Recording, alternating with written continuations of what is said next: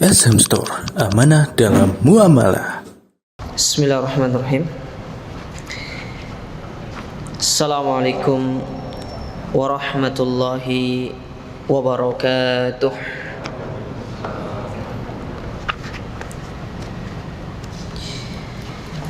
Innal hamdalillah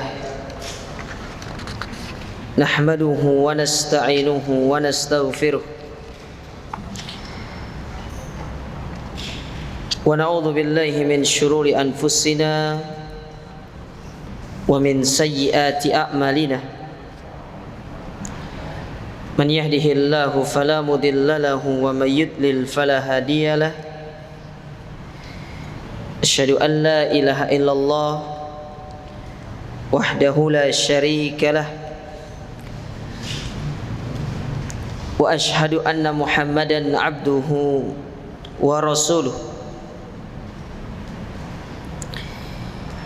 Ya ayyuhalladzina amanu taqullaha haqqa tuqatih wa la tamutunna illa wa antum muslimun.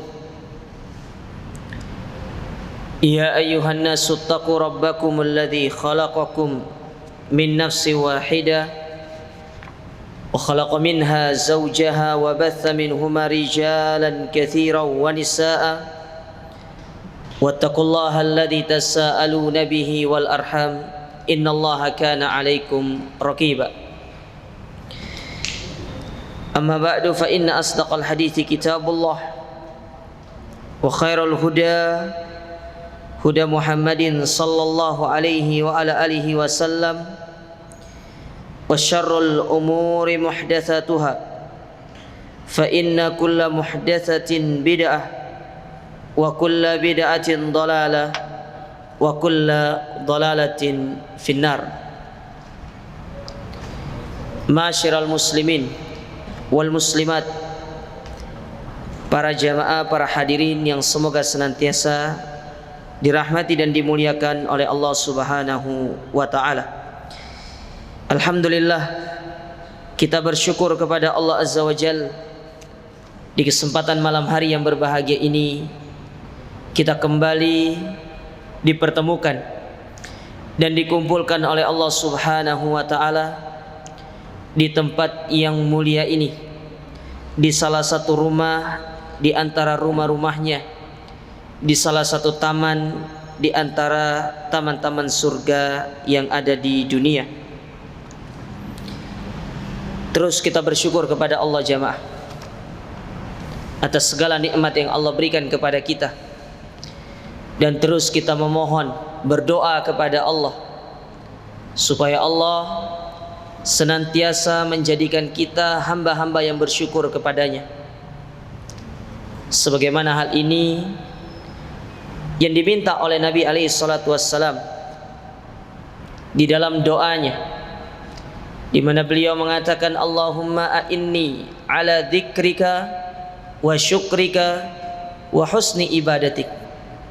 Ya Allah, aku memohon kepadamu, bantulah aku untuk bisa terus berzikir kepadamu, mengingat Allah, dan juga bersyukur kepadamu atas segala nikmat yang Allah berikan kepada kita.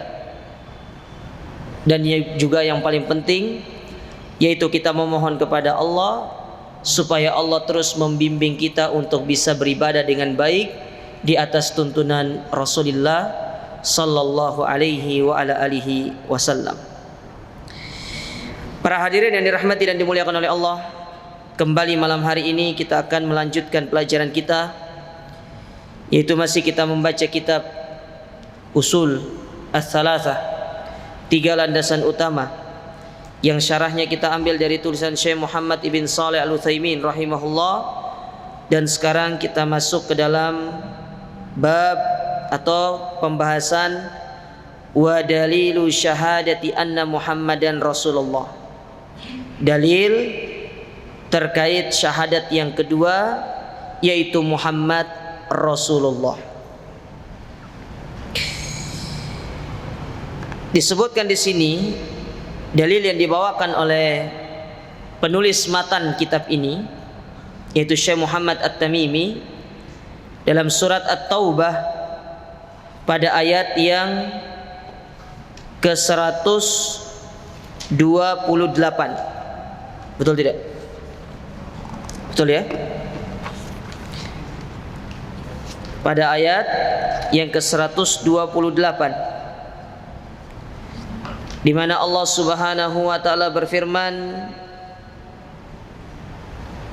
laqad ja'akum rasulun min anfusikum azizun 'alaihi ma 'anittum harisun 'alaikum bil mu'minin raufur rahim. Kata Allah Subhanahu wa taala, dan sungguh telah datang kepadamu seorang rasul dari kaummu sendiri, yang mana sifat rasul tersebut berat terasa olehnya penderitaanmu dan sangat menginginkan keimanan dan keselamatan bagimu. Amat belas kasihan lagi penyayang terhadap orang-orang beriman. Jadi di dalam ayat ini Allah menyebutkan tentang sifat Rasul yang Allah utus kepada umat Islam, dan khususnya kepada di Jazirah Arab pada waktu itu. Yang pertama, min anfusikum. Apa maksudnya min anfusikum? Ay min jinsikum bal huwa min nabiyikum aidan, yaitu dari kalangan kalian, dari golongan kalian, dari manusia, bukan dari malaikat. Makanya para ulama mereka mengatakan di antara hikmah kenapa Allah Subhanahu wa taala mengutus Rasul dari kalangan manusia, yang pertama supaya mudah untuk ditiru, mudah untuk dicontoh. Andaikan Rasul itu dari kalangan malaikat, kita tidak bisa melihat malaikat. Ada yang pernah ketemu malaikat? Siapa yang pernah melihat malaikat? Saya kasih hadiah semua buku ini. Ya. Malaikat maut, saya pernah.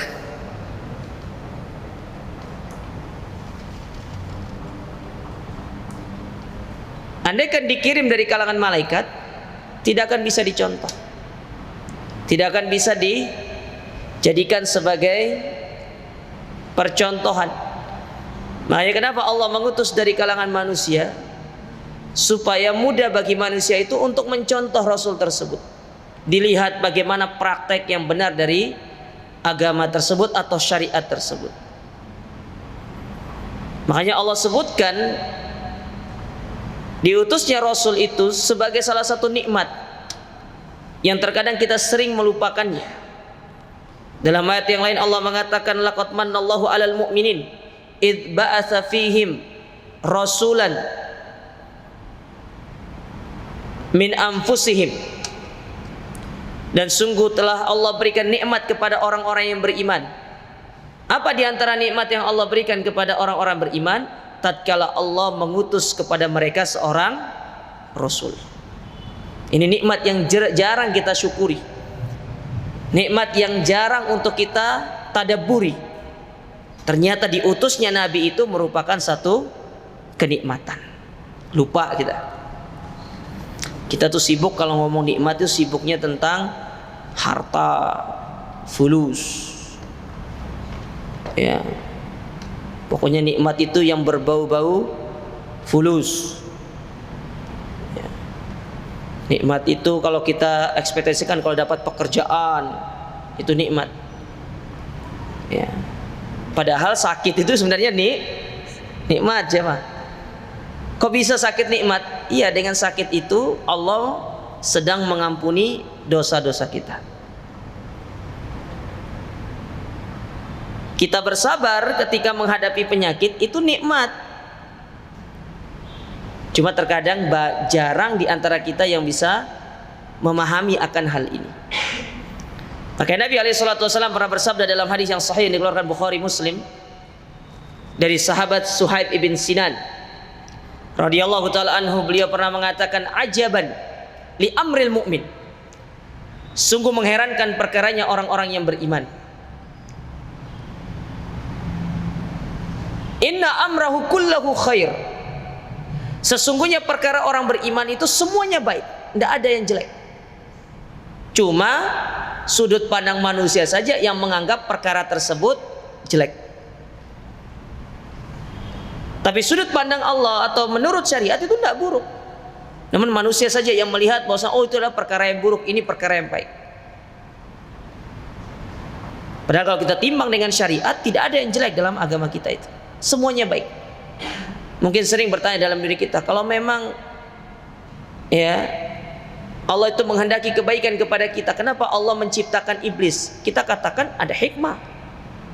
Dan Allah menciptakan iblis satu kebaikan. Apa diantara kebaikannya? Biar kita tahu siapa yang beriman yang sempurna, siapa yang hanya sekedar keimanannya hanya ngikut-ngikut saja. Walaysa dzaka illa lil mu'min, kata Nabi. Dan kondisi seperti ini tidak akan didapatkan kecuali hanya dalam diri orang-orang yang beriman. Apa kondisi tersebut? In asabathu sarra syakara fakana khairan lah, wa in asabathu dharra sabara fakana khairan lah. Kalau diberikan nikmat lalu dia bersyukur, itulah yang terbaik. Kalau dia diberikan musibah lalu dia bersabar, itu pula yang terbaik. Bayangkan, Nabi menyebutkan level yang terendah di dalam menghadapi musibah yaitu kita bersabar, itu sudah dikatakan terbaik. Apa maneh kalau kita itu bersyukur kalau dapat musibah. Antum bayangkan, antum ditelepon dari rumah, "Assalamualaikum, ibumu meninggal." Alhamdulillah. Kira-kira responnya gimana? Ayo. Kira-kira gimana respon orang yang nelpon antum? Anak durhaka ini. Ibunya meninggal malah alhamdulillah, gitu kan. Bagi orang awam itu hal yang sangat tidak bagus. Kenapa kok bisa orang dapat musibah, dikabari ada orang tuanya meninggal misalkan atau keluarganya mengucapkan alhamdulillah. Sebagian orang awam dari sudut pandang mereka itu adalah hal yang tidak baik. Tapi bagi orang-orang yang berilmu itu sesuatu merupakan perkara yang menunjukkan keimanan kita sangat tinggi kepada Allah Subhanahu wa taala. Maka coba lihat, Nabi mengajarkan kepada kita kalau dapat musibah kita mengucapkan alhamdulillah ala kulli hal.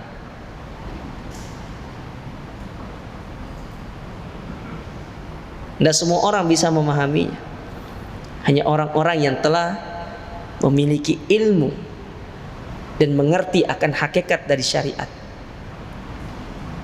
Coba sekarang ada telepon misalkan, keluarga ada musibah, alhamdulillah, durhaka, kurang ajar, kurang adab orang ini. Itulah.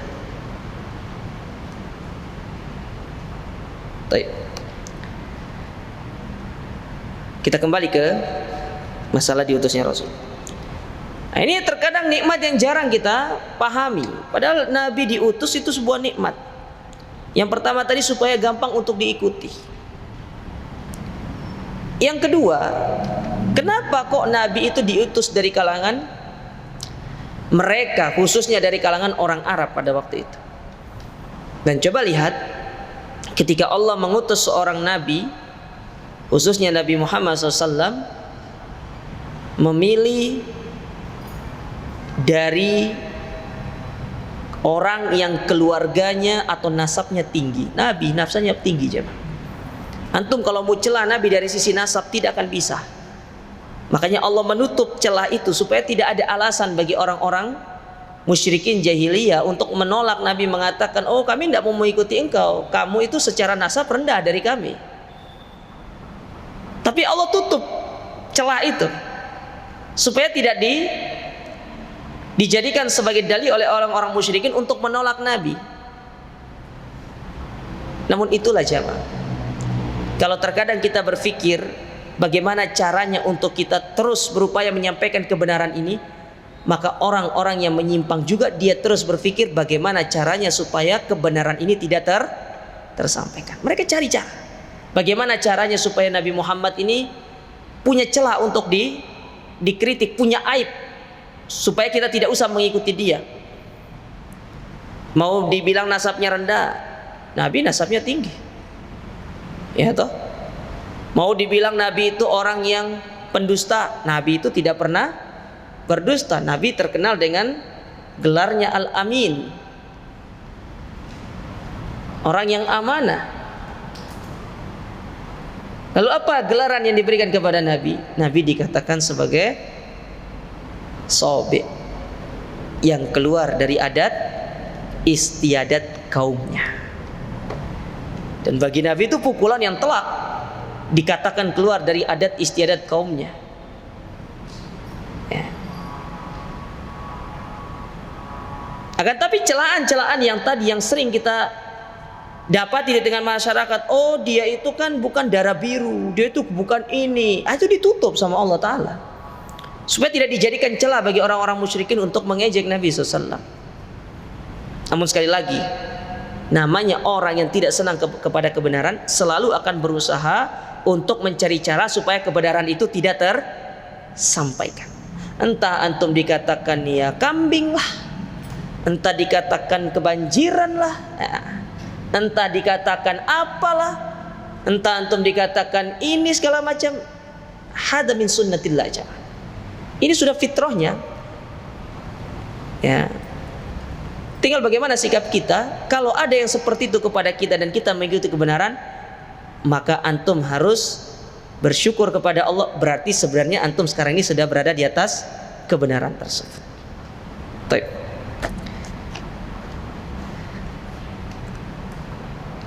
Allah Subhanahu wa taala berfirman di dalam surat Al-Jumu'ah pada ayat yang kedua, kata Allah Ta'ala, huwallazi ba'atsa fil ummiyin rasulan minhum yatlu alaihim ayatihi wa yuzakkihim wa yu'allimuhumul kitaba wal hikmah wa in kanu min qablu lafi dhalalim mubin.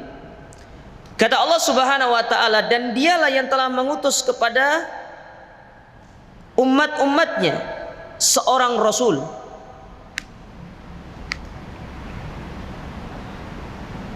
Saya mau tanya, apa bedanya Nabi dan Rasul?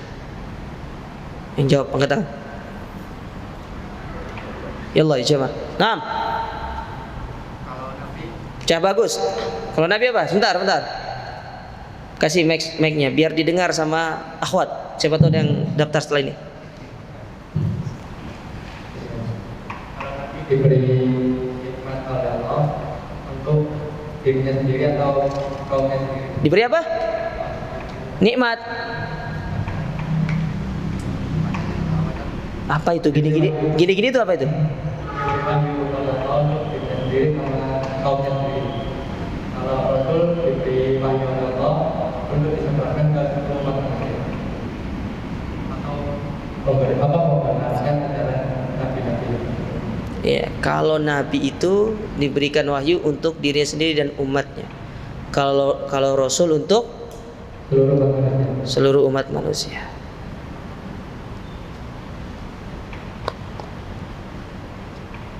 Baik.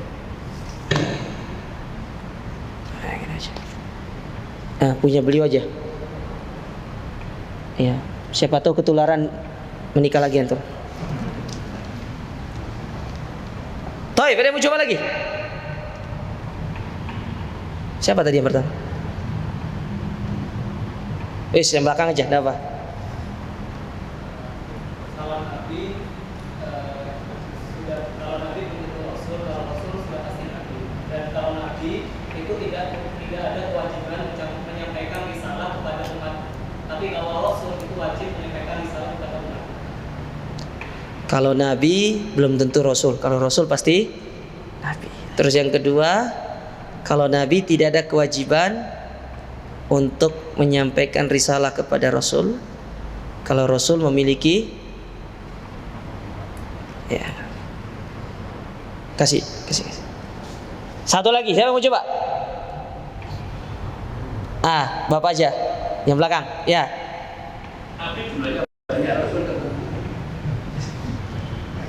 Nabi jumlahnya banyak, Rasul jumlahnya, wis gak apa-apa, les kasih. Itu jawaban diplomatis itu.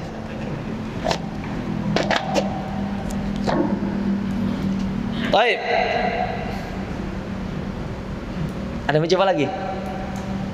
Wes gak apa. Nah. Nabi diutus untuk melanjutkan syariat Rasul sebelumnya, sedangkan Rasul diutus dengan membawa syariat terbaru, dengan syariat yang baru. Kalau Nabi itu diutus untuk melanjutkan syariat, pertanyaan saya, Nabi Adam itu syariat siapa dilanjutin? Yaitu Rasul. Loh kan kalau Nabi tadi melanjutkan syariat, iya toh? Tidak diberi syariat terbaru, Tapi melanjutkan. Pertanyaan saya, Nabi Adam syariat sopo sing dilanjutin?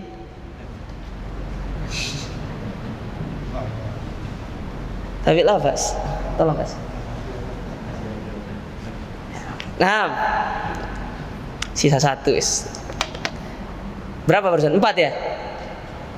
Satu lagi siapa? Ojo diplomatis jawabannya tapi ya.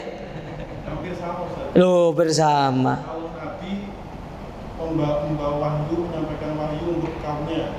Kalau Rasul membawa jalan baru atau syariat baru.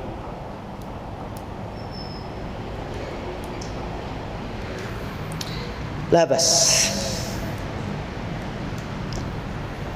Nah, Nabi itu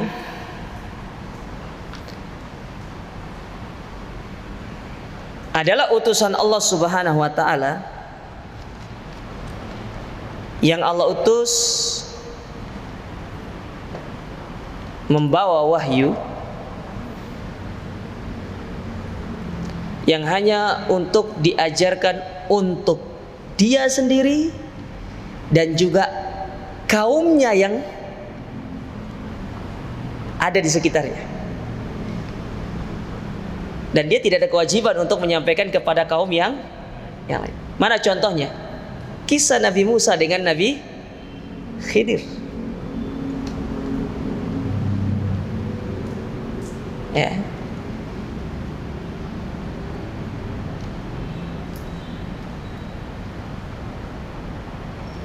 Jadi Nabi itu dia, keluarga dan kaum yang ada di sekitarnya. Kalau Rasul selain daripada Nabi SAW, tak keluarkan ya, diberikan wahyu, diberikan kitab, dan itu diperintahkan selain untuk dirinya, keluarganya dan kaum sekitarnya, tapi juga disampaikan untuk kaum yang lainnya. Tapi berbeda dengan Nabi Muhammad. Di situ bedanya. Kata Nabi SAW, kalau Nabi dulu itu diutus hanya untuk kaumnya, sedangkan aku diutus untuk seluruh umat manusia dan juga kepada jin. Ya. Jadi kalau Nabi itu untuk dirinya, keluarganya. Kalau pendapat yang lain mengatakan dirinya dan keluarganya saja, itu Nabi. Kalau Rasul tidak hanya kepada diri dan keluarganya, dan juga ada kaum di sekitarnya, tapi juga lebih luas.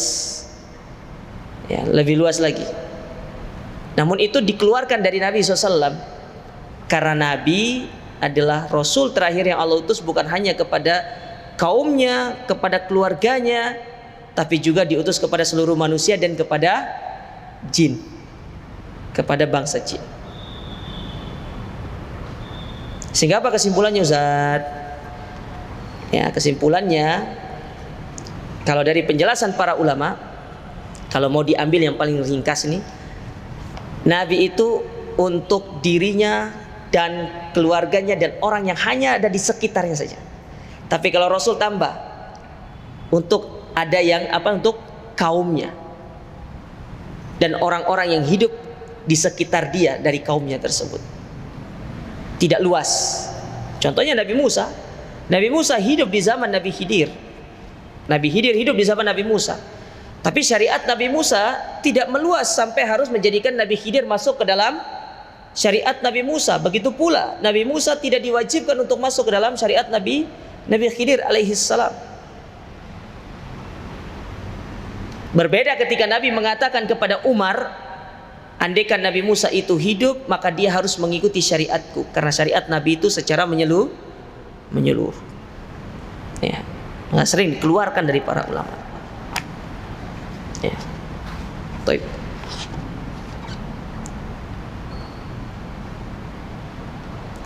Dikatakan di sini, Allah utus kepada setiap kaum seorang rasul dari kalangan mereka, dan itu dari kaum mereka itu sendiri, bukan dari yang lain. Artinya misalkan ya, kayak Nabi SAW diutus di negeri Arab, ya beliau dari Arab, bukan dari Persia, bukan dari Mesir, bukan dari Romawi, tapi dari Arab. Begitu pula kalau antum tanya misalkan agama rasul-rasul yang lain atau nabi-nabi yang lain, ya itu diambil dari kaumnya mereka sendiri. Lihat kisah bagaimana Nabi Ibrahim diutus kepada kaumnya. Nabi Ibrahim itu dari kaum itu.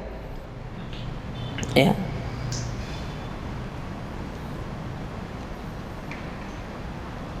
Apa yang mereka lakukan? Yatlu alaihim ayatihi, mereka membacakan kepada mereka ayat-ayat Allah, yaitu firman-firman Allah, wahyu dari Allah Ta'ala.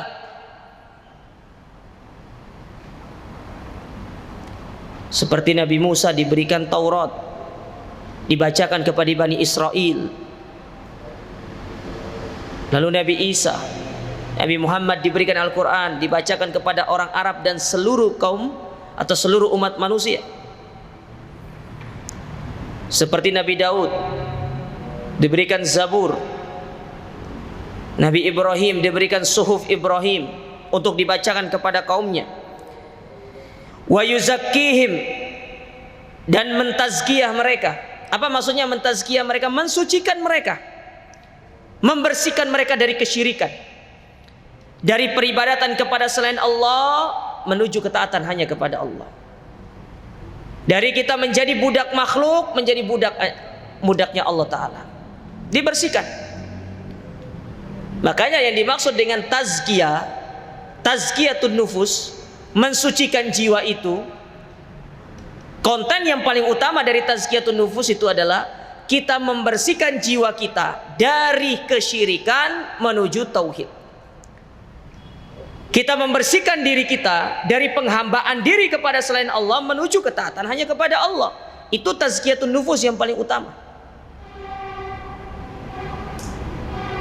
Kalau kita belajar tazkiyatun nufus tapi tidak bisa menjadikan diri kita bertauhid, tidak bisa menjadikan diri kita kembali hanya kepada Allah, berarti tazkiyatun nufus yang kita pelajari selama ini masih belum benar. Karena itu bukan konten utamanya berarti. Karena konten utama tazkiyatun nufus itu adalah membersihkan jiwa dari bergantung kepada selain Allah, dari berharap kepada selain Allah, dari kita bertawakal kepada selain Allah, dari kita berserah diri kepada selain Allah, dari meminta kepada selain Allah, berdoa kepada selain Allah. Kita menuju hanya semua itu kita lakukan untuk Allah dan kepada Allah Subhanahu wa Ta'ala. Itu konten utama tazkiyatun nufus. Jadi itu dilakukan oleh para nabi.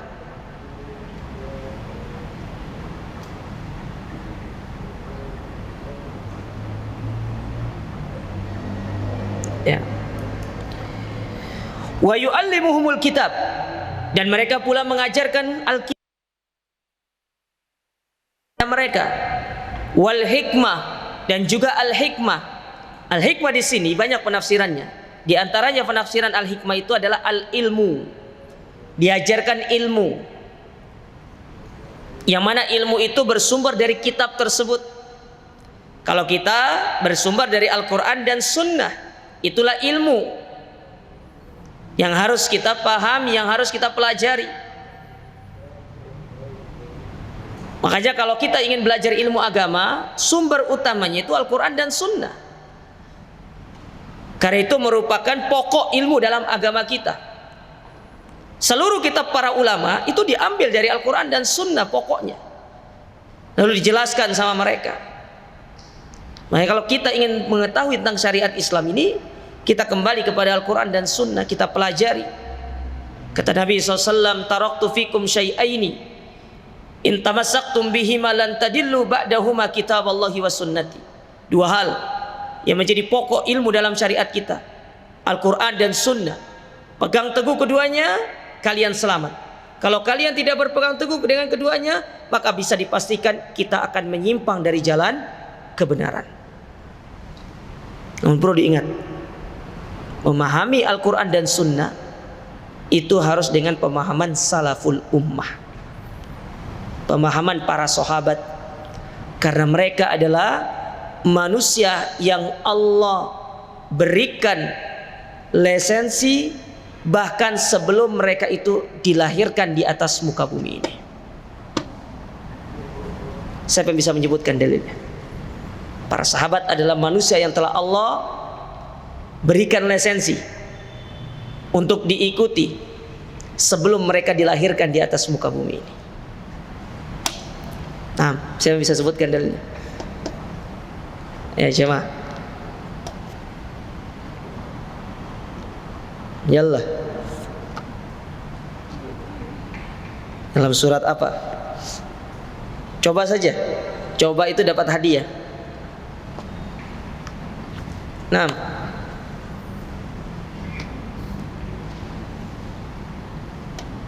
saya kasih waktu searching setengah detik. Setengah menit. Nah, kurang 1 menit aja. Nah, surat ayat Ahsan, Masya Allah. Tolong dibaca Pak. Muhammadur Rasulullah walladzina ma'ahu asyidda'u 'alal kuffar Ruhama bainahum tarahum rukkaan sujadan yabtaguna fadlan minallahi wa ridwana simahum fi wujuhihim min asaris sujud. Terus dzalika masaluhum fit tawrat wa masaluhum fil Taib. Ahsan, barakallahu fik. Tolong kasih. Allah Subhanahu wa taala berfirman, Muhammadur Rasulullah. Muhammad itu adalah utusan Allah. Walladzina ma'ahu, dan orang-orang yang bersama beliau. Siapa bersama Nabi? Sekali lagi saya tanya, siapa bersama Nabi? Para sahabat. Bagaimana sifat mereka? Asyidda'u 'alal kufar. Mereka keras kepada orang-orang kafir. Kenapa mereka keras kepada orang kafir? Karena kekufuran mereka, ketidakmauan mereka untuk beriman kepada Allah, kesyirikan yang mereka lakukan. Harus tegas.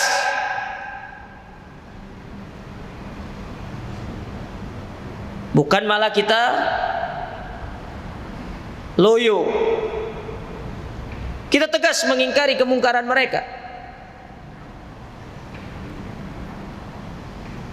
Katakan kepada mereka, apa yang kalian yakini itu merupakan kebatilan. Seperti orang Nasrani menganggap Isa sebagai Tuhan, bahkan sebagai anak Tuhan. Seperti orang Yahudi yang menganggap bahwasanya Uzair itu adalah anak Tuhan. Kita katakan, apa yang kalian lakukan pada hakikatnya kalian tidak memahaminya, dan itu merupakan perbuatan yang salah. Ruhama'u bainahum, saling berlemah lembut di antara mereka. Beginilah seorang mukmin, saling berkasih sayang. Lalu apa kata Allah Ta'ala? Tarahum rukkaan sujjada yabtaguna fadlan minallahi wa ridwana. Kalian melihat mereka salat, mereka sujud, mereka ruku. Mereka mengharapkan keutamaan dari Allah dan keridhoannya. Simahum fi wujuhihim min atharis sujud. Dan itu terlihat dari wajah-wajah mereka, dari bekas sujud-sujud mereka. Lalu apa kata Allah? Dzalika masaluhum fit Taurah wa masaluhum fil Injil. Dan yang demikian itulah Allah juga sebutkan mereka di dalam Al-Quran, di dalam Taurat maupun di dalam Injil.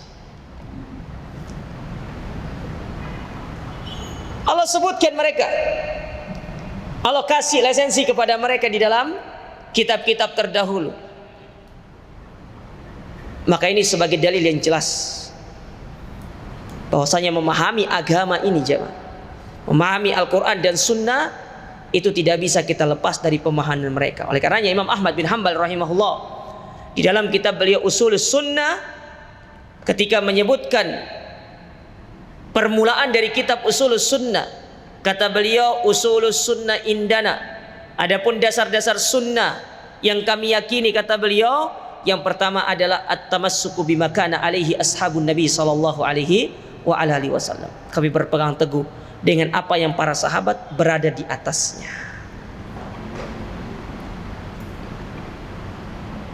Para sahabat memahami agama ini dengan pemahaman para sahabat. Wa in kanu min qablu la fi dhalalim mubin, yang mana sebelumnya itu mereka berada dalam kesesatan yang nyata. Nah, ini maksudnya kenapa Allah mengutus seorang rasul dari kalangan mereka, yaitu min jinsikum, dari kalangan, dari jenis kalian, dari manusia atau dari golongan kalian. Kemudian berikutnya Allah menyebutkan di situ ma'anittum, yang mana sifat dari rasul itu anittum, terasa berat olehnya penderitaanmu. Ayyashukku alaihi masyaqqa alaikum, beliau itu merasakan apa yang mereka rasakan oleh para sahabat. Coba lihat ketika Ammar bin Yasir atau Yasir bin Ammar? Ammar bin Yasir atau Yasir bin Ammar? Ya. Ketika Ammar bin Yasir diadab, Sumayyah ibunya, kemudian Yasir, Ammar diazab oleh tuannya, apa yang dilakukan oleh Nabi SAW? Nabi tidak bisa berbuat apa-apa. Nabi hanya menangis seraya mengatakan, Sobron ala Yasir fa inna mau'idakumul jannah.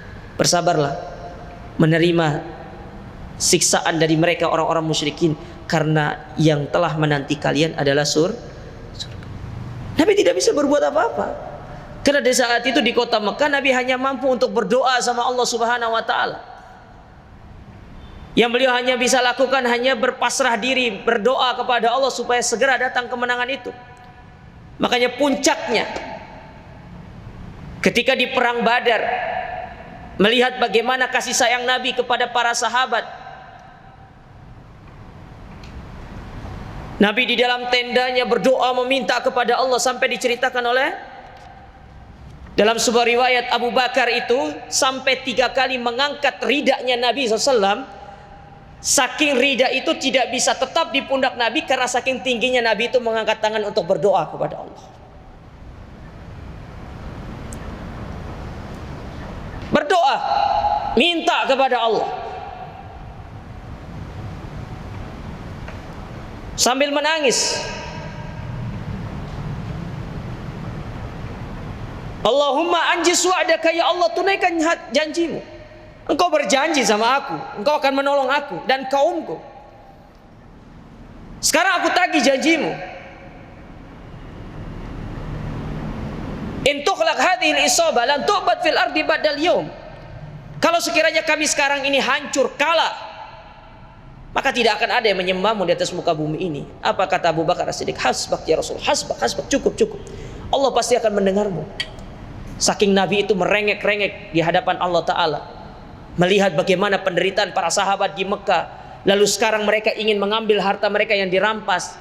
Dihadapkan dengan situasi yang sangat sulit, mereka harus berperang dengan kondisi mereka tidak memiliki persediaan yang lengkap. Nabi merasa sangat sedih, jemaah. Berdoa, minta sama Allah. Yang mana tidak hanya berpikir untuk keinginan dirinya, tidak hanya berpikir untuk kesenangan dirinya, berpikir untuk kita juga. Makanya kalau sering kita mendengar slogan, apa sumbangsi kita mengisi kemerdekaan negara Republik Indonesia? Saya tanya sama kita jamaah sekalian, apa sumbangsi antum ya untuk mengisi perjuangan Nabi yang telah berjuang, mempertaruhkan nyawa beliau, seluruhnya beliau pertaruhkan, beliau meninggalkan kota kelahirannya untuk mendakwakan Islam ini. Apa sumbangsi kita kepada Islam dan terhadap perjuangan beliau alaihi salatu wassalam? Apa sudah kita lakukan kepada beliau? Kadang kita disuruh minta bersolawat sekali saja, tak pernah kita lakukan. Sekali, tak pernah. Tapi beliau, Pak, subhanallah jemaah, antum kalau baca sejarahnya, bagaimana beliau diusir, sabar. Adapun kita, apa yang kita lakukan? Tak ada. Giliran kita mengajak untuk kembali kepada sunnah beliau, kita justru menjadikan sunnah beliau sebagai bahan olok-olokan. Bahkan kasih sayang Nabi tidak sampai di situ. Lihat bagaimana ketika nanti di hari kiamat, saking beliau tidak tahunya apa yang kita lakukan di atas muka bumi ini, ketika ada sebagian orang dihalang oleh malaikat untuk tidak mendekat kepada telaga beliau, apa kata beliau? Ya Rabb, ummati, itu umatku, kenapa engkau larang? Itu umatku, mereka ingin datang kepadaku untuk minum dari telagaku, kenapa engkau larang mereka? Ya, itu umatku. Apa jawaban Allah Ta'ala? Engkau tidak tahu apa yang mereka lakukan di atas muka bumi ini sepeninggal engkau terhadap agama yang kau tinggalkan kepada mereka. Apa aja yang kita berikan untuk agama kita, untuk perjuangan Nabi? Bukan hanya meninggalkan, bukan hanya berjuang jiwa raga, ya, keluarga beliau korbankan. Beliau keluar rela, diusir dari Mekah, hijrah ke Madinah, dakwah ke Taif, dilempar segala macam. Tapi beliau sabar, karena beliau tidak hanya memikirkan. Andai kan beliau hanya memikirkan tentang kesenangan diri beliau, mungkin beliau tidak akan mau untuk melanjutkan dakwah. Tapi beliau berpikir panjang. Maka sudah sepatutnya ketika kita mendengar nama beliau disebutkan Muhammad, sambung sallallahu alaihi wa ala alihi wasallam. Baik. Jadi yashukku alaihi masyaqqa alaikum, merasakan sakit, merasakan kesusahan, merasakan kepedihan, merasakan penderitaan yang terasa berat oleh kaumnya. Bahkan saking rahmatnya Nabi SAW, jamaah sekalian, dia ketika proses Isra Mi'raj, berapa coba yang diperintahkan Nabi SAW pertama kali sholat? Kan 50 kan ya. Disuruh naik sama Musa, minta lagi ya. Beliau minta keringanan. Mungkin beliau bisa melakukan 50 kali dalam sehari semalam. Beliau seorang nabi, beliau seorang rasul. Allah pasti menjaga beliau. Tapi beliau tidak hanya memikirkan untuk itu. Beliau memikirkan nanti kira-kira umatku mampu atau tidak. Makanya di antara faedah yang disebutkan oleh para ulama terkait dialognya Nabi Muhammad dengan Nabi Musa, ketika Nabi Musa menyuruh Nabi Muhammad untuk naik meminta kompensasi kepada Allah untuk dikurangi, salah satunya karena beliau memikirkan tentang umatnya. Andaikan beliau tidak memikirkan, beliau tidak akan mau naik, meskipun diperintahkan oleh Nabi Musa itu. Namun terbukti kan, jangankan 50, 5 saja masih akeh sing ndak sholat. Iku baru 5. Ya opo nek 50.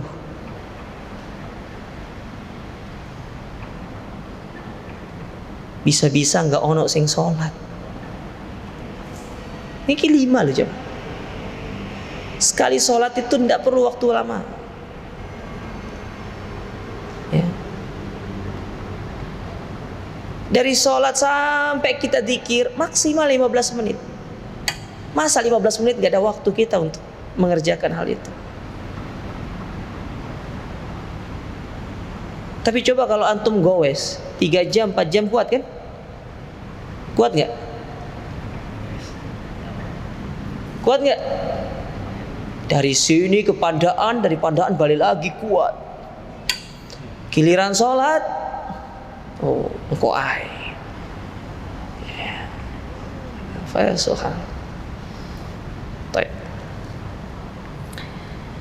Kemudian disebutkan di situ sifat Nabi harisun alaikum. Nabi itu adalah harisun alaikum, Beliau adalah orang yang semangat di dalam memberikan manfaat kepada kalian. Ya. Di dalam menginginkan kita itu beriman dan berada di atas keselamatan. Aidu ra'fatin wa rahmatin bil mu'minin. Bahwasanya beliau itu adalah orang yang sangat rahmat kepada orang-orang beriman.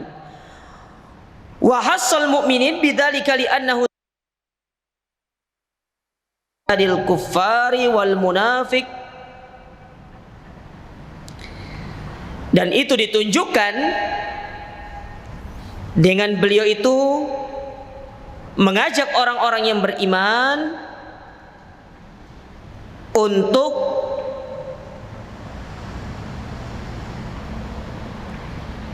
menjalankan syariat tersebut dengan sebaik-baiknya. Dan bahkan beliau itu diutus ataupun diperintahkan untuk berjihad melawan orang-orang kafir dan orang-orang munafik yang tidak mau beriman kepada Allah Subhanahu wa ta'ala. Makanya kan dalam hadis Arba'in Nawawi yang kita pelajari itu, di hadis yang ke-8, umirtu an uqatilan nas hatta yashhadu an la ilaha illallah wa anna muhammadar rasulullah wa yuqimus shalah wa yu'tuz zakat fa idza fa'alu dzalika asamu minni dima'ahum wa amwalahum. Ya, Allah perintahkan. Ya. Baik. Insyaallah kita lanjutkan selesai salat Isya. Alhamdulillah wassalatu wassalamu ala Rasulillah, amma ba'd. Kita lanjutkan sedikit. Kemudian disebutkan di situ bahwasanya Nabi SAW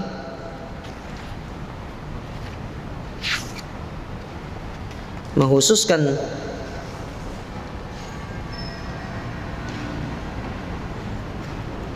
atau Allah Subhanahu wa ta'ala menghususkan sifat tersebut bagi orang-orang yang beriman, dikarenakan beliau diperintahkan untuk memerangi orang-orang kafir, orang-orang munafik, tanpa memberikan kasih sayang sedikit pun kepada mereka. Lalu apa kata penulis di sini?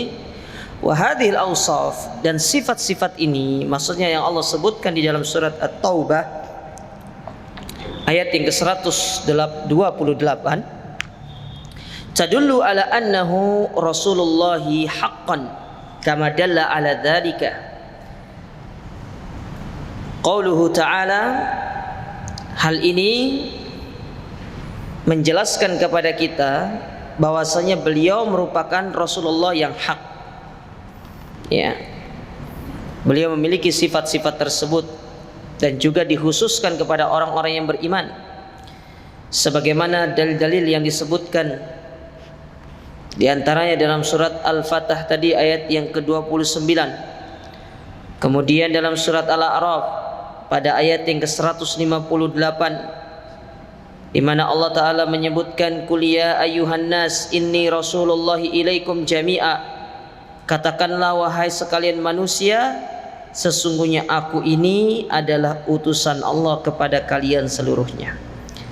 Jadi tidak dibedakan mana orang Arab, mana non Arab, kemudian ya yang hitam atau yang putih, yang miskin atau yang kaya.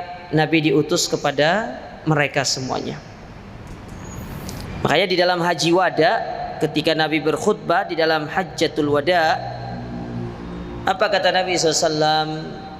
Ya ayuhan nas, wahai sekalian manusia, la fadla alal arabi alal a'jami wala fadla al a'jami alal arabi.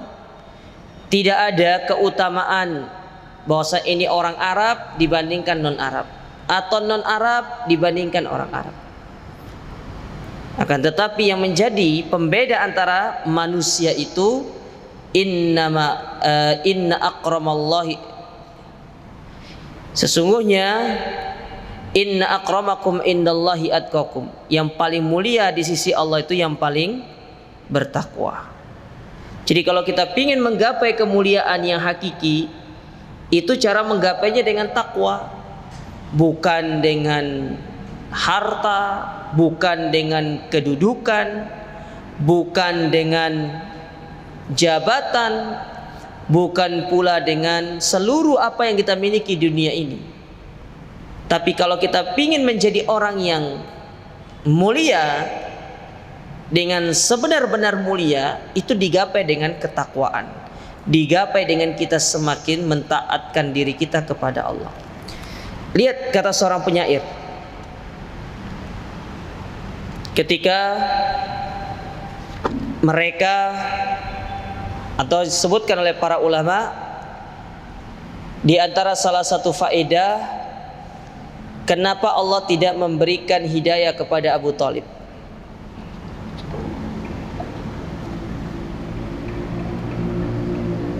Ya, kenapa Allah tidak memberikan hidayah kepada Abu Thalib? Padahal Abu Thalib itu adalah secara nasab beliau adalah orang mulia. Beliau berasal dari kabilah yang besar, Bani Hashim. Tapi Allah tidak memberikan hidayah kepada Abu Thalib. Tapi coba lihat yang masuk ke dalam agama Islam itu Salman, Bilal, ya. Kemudian keluarga Yasir, Sumayyah, budak-budak kebanyakan. Salman itu datang dari Persia, tiba di Medina itu statusnya sebagai budak. Antum kalau baca kisahnya Salman Al-Farisi, itu sedih. Bagaimana beliau harus berjalan mencari hidayah. Bukan jaraknya Sidoarjo Surabaya ya. Bukan. Dari Persia sampai Turki, baru hijrah ke Madinah. Dan itu ketika dari Turki dibawa ke Madinah itu statusnya menjadi budak. Ini Surabaya, Sidoarjo masih dekat, masih banyak yang malas untuk ngegas ya. Padahal tinggal gas ya. Bukan mancal loh ya, ngegas lagi. Nih ngegas ini, kibungkat pancal kaki sudah ini ngegas. Tapi banyak yang malas ya. Maka apa kata para ulama menyebutkan dalam sebuah syair, la amruka mal insanu illa bidinihi fala tatrukit taqwa ittikalan 'alan nasabi. Ketahuilah mulianya seorang itu dengan agamanya, bukan dengan nasab, bukan dengan hartanya, bukan dengan kedudukannya, bukan dengan aku loh anaknya gubernur, aku loh anaknya bupati, aku loh anaknya wali kota, bukan itu. Aku loh anaknya presiden, bukan itu. Aku loh anaknya presiden komisaris perusahaan ini, bukan itu. Iya, ada kebanggaan tersendiri dalam diri kita. Kita disebutkan, oh fulan adalah anak dari misalkan kepala ini, dia adalah anak dari komisaris ini. Iya. Tapi itu bukan kemuliaan yang hakiki. Kalau bapaknya turun, apakah dia masih dimuliakan? Enggak. Oh, pemene bapaknya tersandung kasus korupsi. Kira-kira seperti apa jadi? Yang tadinya di sanjung-sanjung sekarang jadi apa? Anak ini anaknya sing bapak nih korupsi. Malu jadinya. Tapi apa kata para ulama? La amruka mal insanu illa bidinihi. Pingin mulia dengan agama. Fala tatrukit taqwa ittikalan 'alan nasabi. Maka jangan sekali-sekali meninggalkan ketakwaan, meninggalkan agama, lalu kita bersandar kepada nasab kita. Lalu apa kata para ulama? Laqad wadu asyirkan nasiba abalahab. Laqad wadu asyirkun nasiba abalahab. Dan sungguh Allah telah menjadikan kesyirikan itu menenggelamkan Abu Thalib yang mereka bangga dengan laqad rafal Islamu Salman Farisi, dan sungguh Allah telah mengangkat Salman Al-Farisi dengan keislamannya. Wa wadu asyirkan nasiba abalahabi, dan menjadikan kesyirikan serta nasab yang dibanggakan oleh Abu Thalib itu tidak ada manfaatnya sama sekali. Nasab yang tinggi, jabatan yang tinggi tidak menyelamatkan Abu Thalib dari api neraka. Tetap dia dimasukkan ke dalam api neraka. Meskipun beliau adalah pamannya Nabi, tidak menjamin beliau itu bisa masuk ke dalam surga Allah Subhanahu wa taala. Maka jangan tinggalkan, karena ini merupakan satu kenikmatan yang luar biasa. Wal ayatu fi hadzal ma'na katsira, maka ayat yang semakna dengan ini sangat banyak sekali. Tadullu ala anna Muhammadan Rasulullah haqqa, bahwasanya Nabi Muhammad itu adalah Rasul yang sejati. Ya, dia menjelaskan tentang bagaimana sifat Nabi SAW, baik itu di dalam Al-Quran maupun di dalam hadis Nabi atau dalam asar para sahabat, yang mana itu dijelaskan tentang bagaimana sifat dari Nabi SAW menunjukkan beliau adalah seorang Nabi. Lihat, diceritakan di dalam sebuah hadis, kata para sahabat, Nabi SAW itu adalah orang yang tidak pernah mencela sekalipun terkait masalah makanan. Kalau beliau suka, beliau makan. Tapi kalau beliau tidak suka, beliau tinggalkan, tanpa beliau memberikan komentar sedikit pun kepada makanan tersebut. Maka apa kata para ulama? Tidak ada orang yang bisa melakukan ini kecuali dia adalah seorang nabi karena diberikan wahyu oleh Allah Ta'ala dan diberikan mukjizat. Kita hari ini berapa kali atau sudah berapa makanan yang kita celah? Kadang yang gratis saja kita komentari, apalagi tumbas dewe jam. Iki gratis loh, dikasih gratis masih komentari. Oh, makanan opo iku warang kuah, enak itu. Apalagi kalau antum beli sendiri, lebih pedas mungkin komentarnya. Nabi bukan sehari, bukan 2 hari tidak komentari makanan. Selama beliau hidup tidak pernah beliau mengomentari makanan. Tidak pernah. Ya. Bukan sehari, 2 hari, bukan sebulan, 2 bulan, bukan setahun. Ya. Selama beliau hidup tidak pernah beliau mengomentari makanan. Dan itu coba lihat, ketika dihidangkan daging dop, yang pada waktu itu beliau bersama Khalid bin Walid dan juga para sahabat yang lain makan, yang lainnya makan dengan lahap daging dop itu. Dop itu biawaknya padang pasir, beda dengan biawak di tempat kita, sehingga tidak bisa diberlakukan kias. Kalau dop yang di padang pasir itu mereka makan tumbuh-tumbuhan, makannya dedaunan, terus ekornya juga beda. Antum coba lihat dopnya padang pasir. Kalau dop di sini, kalau biawak di sini makannya apa? Makannya apa? Dan dia dikategorikan sebagai hewan karnivora kan? Pemakan daging kan? Betul tidak? Ya. Kalau dop yang di padang pasir itu dia hewan herbivora, makannya tumbuh-tumbuhan. Ya. Coba untuk melihat beda, dan tidak bisa disamakan. Khalid bin Walid dihidangkan itu dop itu dimakan. Saking enaknya dop itu, saya belum pernah coba sih. Ya. Hampir coba waktu itu, tapi ngeri juga ngelihatnya. Tapi nggak tahu orang Arab tuh enak gitu ya. Makan gitu kan. Nek kita makan daging kambing 1 potong gini wis enak. Mereka 1 kambing itu ditaruh di atas meja itu. Nek mereka kenyangnya dengan makan, kalau kita kenyangnya ngelihat. Itu bedanya. Ya. Kita pernah itu sama teman-teman Madinah itu lagi free kan, jalan-jalan kita pergi makan satu restoran di dekat kampus. Beli nasi, ya, beli daging, dikasih kambing itu 1 paha gitu loh. Lalu bayangkan 1 paha itu kalau di Indonesia itu bisa dimakan sama berapa orang? Kalau di sana enggak, yang makan 1 paha kambing itu cuma 3 orang, 3 yang makan. Saya mikirnya tuh apa nih, enggak asam urat atau kolesterol orang-orang ini ya.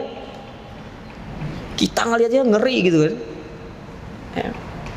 Nah, Khalid bin Walid itu makan sampai jenggot beliau itu terkena kuahnya sampai basah. Nabi dihidangkan, Nabi tinggalkan. Lihat apa jawaban Nabi ketika ditanya, "Ya Rasulullah, apakah engkau tidak makan?" Kata beliau, "Hadza ma yujadu min qaumi." Ini tidak pernah didapatkan dalam kaumku.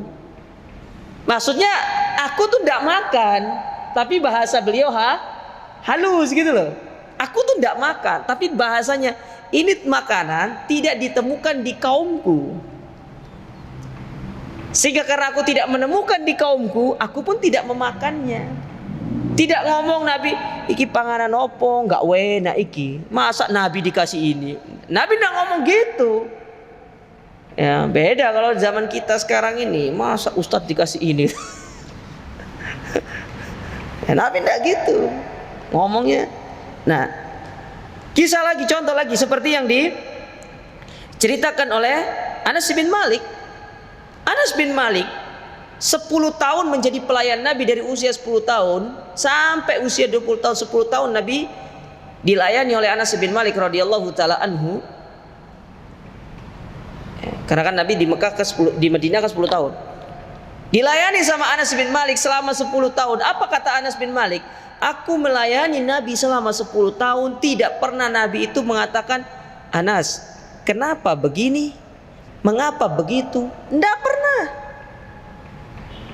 Tidak pernah Anas itu disalahkan karena pekerjaannya. Coba kita punya ART di rumah. Oh, ART gak kena, dikaji wake, kerjaannya ngene, pecat wes. Gitu kan? Nabi ndak. Sehingga pernah suatu ketika Anas bin Malik itu diperintahkan oleh Nabi untuk melakukan sesuatu. Ketemu sama teman sebayanya, namanya anak-anak ya, rek cilik, ketemu sama teman-temannya, ya wis main. Tapi jangan kira nanti mainnya Ustaz berarti main bal-balan. Oh enggak. Pokoknya main pokoknya. Ketemu main. Nabi ini bingung, Anas ini mana? Disuruh untuk melakukan sesuatu tapi kok belum balik. Dicari sama Nabi. Ditanya sama sahabat, "Aro'aitum Anas? Lihat Anas tidak?" Kata para sahabat, "Anas di sana lagi main dia." Didatangi sama Nabi SAW. Coba bayangkan kalau emak kita nyuruh kita pergi ngelakuin sesuatu terus kita main. Kira-kira emak kita ngomong apa? Anak kurang ngajar, anak ini disuruh ini enggak. Kalau Nabi enggak. Sampai sana Nabi diam, Anas balik ketemu Nabi. "Ya Anas, afa'alta ma amartukum? Apakah engkau sudah melakukan apa yang aku perintahkan?" Kata dia, "Belum. Lakukan dulu, setelah itu kamu main, tidak ada masalah." Nabi tuh gitu. Nah, makanya para ulama mengatakan tidak mungkin seorang memiliki sifat-sifat seperti ini melainkan pasti dia seorang rasul, pasti rasul. Nah, kita jelas bukan rasul. Kita salah titik marah, nggak bener re. Baru jalan naik sepeda motor kesenggol dikit, nggak kena gini naik motor ini. Karena gitu kan, ya. Ngawur itu, gitu. Antum ngomong ngawur itu sudah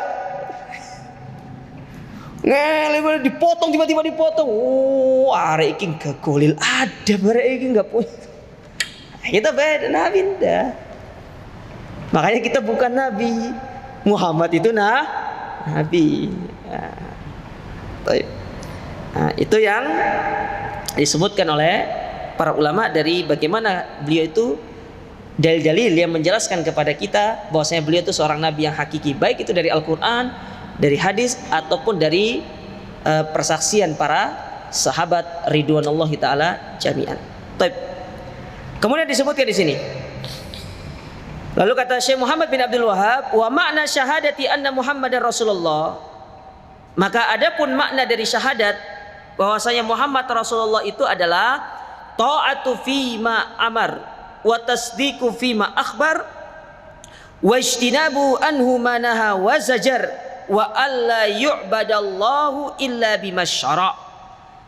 Bahwasanya maknanya adalah mentaati beliau dalam perkara yang diperintahkan, membenarkan beliau dalam perkara yang beliau kabarkan. Yang ketiga, menjauhi apa yang beliau larang dan berikan peringatan dari perkara tersebut. Sedangkan yang keempat, kita beribadah atau menyembah Allah sesuai dengan apa yang beliau syariatkan. Sekarang coba kita kembali gini. Ini makna. Dari makna ini para ulama mengambil bahwasanya ya, 4 hal ini disebut dengan syarat dari kalimat anna Muhammadan Rasulullah. Lalu apa rukunnya? Nah, itu dia. Kalau la ilaha illallah ada rukunnya, betul tidak? Berapa rukunnya? 2. Al-nafi wal isbat. Sekarang wa anna Muhammadar Rasulullah, apa rukunnya? Maka disebutkan oleh para ulama, rukunnya wa anna Muhammadar Rasulullah itu diambil dari kalimat ini. Yang pertama, Muhammad itu adalah seorang hamba. Yang kedua, Muhammad itu adalah seorang Rasul. Ya. Jadi kalau kita ditanya, apa rukun dari wa anna Muhammadar Rasulullah, kita jawab bahwasanya beliau adalah seorang hamba dan beliau hanya seorang Rasul. Adapun 4 perkara ini yang disebutkan sebagai makna dari 4 ini ditarik oleh para ulama, inilah yang menjadi syarat dari kalimat wa anna Muhammadan Rasulullah. Jadi ada 4. Yang pertama tadi, mentaati beliau dalam segala apa yang beliau perintahkan. Kemudian yang kedua, membenarkan apa yang beliau kabarkan. Yang ketiga, menjauhi apa yang beliau larang dan peringatkan. Serta yang keempat, tidak boleh kita beribadah kepada Allah kecuali apa yang beliau syariatkan. Baik, kita baca sedikit di sini. Makna syahadati anna Muhammadar Rasulullah. Adapun makna dari syahadat anna Muhammadar Rasulullah wa al-iqraru bil lisan. Yang pertama, kita mengikrarkan dengan lisan kita. Wal imanu bil qalb. Kita mengimani dengan hati kita. Bi anna Muhammad ibn Abdullah al-Qurashi al-Hashimi Rasulullah azza wa jalla ila jami'il khalqi minal jinni wal insi. Bahwasanya, ini pengikraran kita nih, dengan lisan, dengan hati, bahwasanya Muhammad ibn Abdullah al-Qurashi al-Hashimi itu utusan Allah yang Allah utus kepada seluruh makhluk, baik itu jin dan manusia. Jadi sebagaimana saya sebutkan tadi, Nabi Muhammad tidak hanya diutus kepada manusia, tapi juga diutus kepada bangsa jin. Makanya kalau antum tanya, Ustaz, ada nggak jin Islam? Kita katakan Islam ada, kafir ada. Ustadz, apakah jin itu juga terjadi perpecahan? Kalau di dalam manusia ada manusia yang mengikuti Syiah, jin pun ada yang Syiah. Oh, berarti ada jin yang Mu'tazilah? Ya ada. Ya, ada. Ya. Ada jin yang Jahmi? Ada. Khawarij? Oh, juga ada. Terus Ustadz, ada nggak ustadznya jin? Ini ustadz yang menyeru kepada Islam, hada wallahu alam, mengikuti apa yang diperintahkan oleh Nabi SAW dan juga oleh para ulama dari kalangan manusia. Tapi kalau dai yang menyesatkan, ada dari kalangan jin itu. Itu yang suka menggoda manusia untuk melakukan keburukan. Ya, itu ada. Ya. Jadi jin itu bukan hanya namanya jin ifrit itu kan. Antum sering bilang gaul itu. Gaul, ustadz gaul. Gaul itu namanya jin itu. Berarti ustadz apa berarti? Ustadz jin. Oh, ustadz gaul itu. Oh, itu ustadz jin. Ya. Maka disebutkan oleh Imam Ibnu Katsir dalam kitab beliau Al-Bidayah wan Nihayah, jin itu punya nama, salah satunya Kardus. Udah percaya? Kardus namanya. Ada yang digelari sebagai Abu Kardus. Ya. Jadi sebagaimana manusia itu punya nama aneh-aneh, jin juga punya nama yang aneh. Ya. Jadi jin juga memiliki nama-nama yang aneh.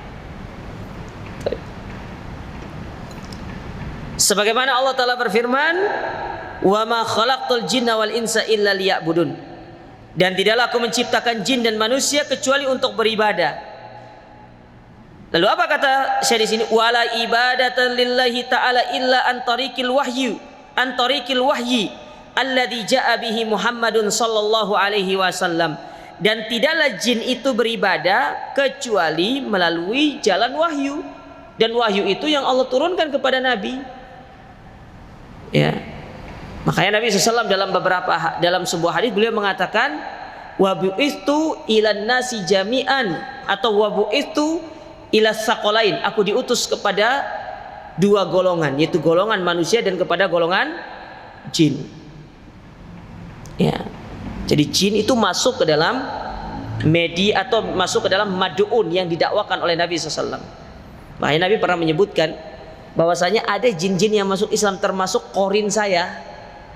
Korin artinya jin yang selalu menemani beliau kemana-mana, itu sudah masuk ke dalam agama Islam. Adapun kita tidak, wallahu a'lam, korin kita sudah masuk Islam atau tidak.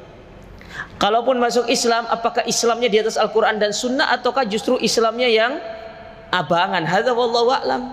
Tinggal bagaimana antum menguatkan diri dengan ilmu supaya jinnya yang ikut antum, bukan antum yang ikut jinnya. Nah. Karena Nabi SAW mengatakan korinku sudah masuk Islam dan namanya Abdullah. Kalau kita apa nama korinnya? Siapa nama jin korin antum? Tidak apa-apa antum kasih nama gitu kan, David gitu. Ya, so namanya Smith gitu kan. Ya. Baik. Kama qala ta'ala, sebagaimana Allah Ta'ala berfirman dalam surat Al-Furqan, Tabarakalladzi nazzala al-furqan ala abdihi liyakuna lil alamin nadhira. Segala puji bagi Allah, ya, yang telah menurunkan Al-Furqan, yaitu Al-Quran, kepada hamba-hambanya sebagai peringatan kepada sekalian alam. Nah, ketika disebutkan liyakuna lil alamin nadhira, lil alamin itu tafsiran dari kalangan para ulama, masuk tidak hanya manusia tapi juga kepada para jin. Ya, maka dari sini kita bisa mengetahui bahwasanya Nabi Muhammad itu tidak hanya diutus kepada manusia tapi juga diutus kepada jin. Makanya ada jin salafi, ada jin tidak salafi juga. Baik. Tapi hadza wallahu ta'ala alam jamaah yang bisa kita ambil pada kesempatan yang berbahagia ini. Insyaallah pada pertemuan berikutnya kita masih membahas tentang makna dari syahadat anna Muhammadar Rasulullah. Tapi kita cukupkan kajian kita sampai di sini. Insyaallah untuk tanya jawabnya kita